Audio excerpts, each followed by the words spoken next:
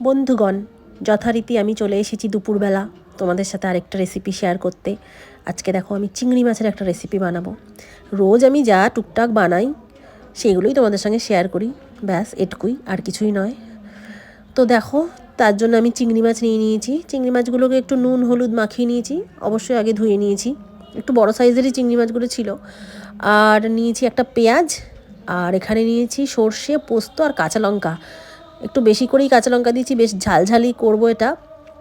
দিয়ে ভালো করে বেটে নিয়েছি। দেখো মিহি পেস্ট হয়েছে একদম। তো একটু ঘন ঘনই পেস্টটা করেছি। তো এটাই করব আজকে। তো দেখো তোমরা দেখতে থাকো। এবারে এই চিংড়ি মাছগুলোকে তো অনেকক্ষণই আমি নুন হলুদ মাখিয়ে রেখেছিলাম। এবার কড়াইতে আমার ওই কালো কড়াইটা নিয়ে চলে এসেছি, দেখতেই পাচ্ছ তোমরা।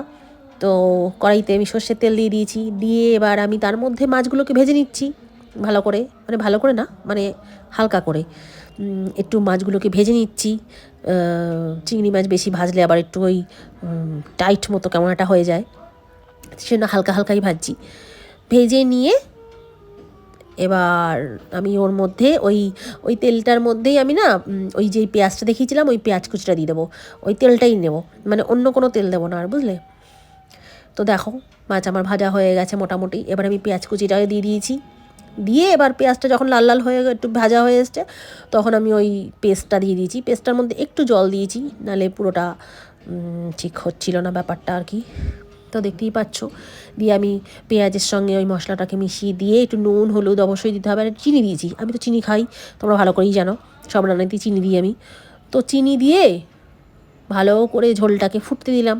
যখন ফুটে গেল ঝোলটা, তখন আমি এই ভাজা চিংড়ি মাছগুলোকে দিয়ে দিলাম।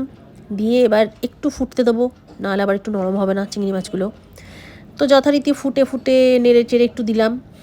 যখন ফুটে গেল, ফুটে টুটে সব মোটামুটি কমপ্লিট হয়ে গেল, তখন আমি ওর মধ্যে কি দিলাম, কাঁচা লঙ্কা চিড়ে দিলাম। একটু বেশ ঝালঝালি করবো আজকে। আজকে আমি একটু সাহসী হয়ে গেছি, একটু ঝাল খাবো, বুঝলে। তো দিয়ে দিলাম, দেওয়া কমপ্লিট। এবার একটু কাঁচা সর্ষের তেল দিয়ে দিচ্ছি। দেখো আস্তে আস্তে ঢালছি, যে ঘপ করে পড়ে গেলে মুশকিল না। তো দিয়ে দিলাম কাঁচা সর্ষের তেল নামাবার আগে ঠিক মুহূর্ত। তারপর এবার হয়ে গেল, অফ করে দিলাম গ্যাস। দিয়ে এবার আমি ফেভারিট, আমার জানোই ধনেপাতা, তো শীতের তো এটাই সবার ফেভারিট হয়। তো ধনেপাতা ছড়িয়ে দিলাম। এবার ধনেপাতাটা ছড়িয়ে টড়িয়ে দিয়ে একটু নেড়ে চেড়ে ব্যাস নামিয়ে ফেলবো। এই গরম ভাতে এটা দিয়েই পুরো একদম পুরো ভাতটা কমপ্লিট হয়ে যায় আমার বাবা, খেতে আর কিচ্ছু লাগে না। তো তোমাদের কেমন লাগলো আমার রেসিপিটা তোমরা একটু জানিয়ে ফেলো। আর যদি মনে করো বানাবে, তো বানিয়ে খেয়ে ফেলো, ঠিক আছে। তো চলো আজকের মতো টাটা। আর লাইক কমেন্ট একটু করে দিও, বুঝলে। একটু আমাকে একটু লাইক কমেন্ট যদি দয়া করে দাও, ভালো হয় বন্ধুরা। তো বাই, আবার পরে আসছি অন্য ভিডিও নিয়ে। টাটা।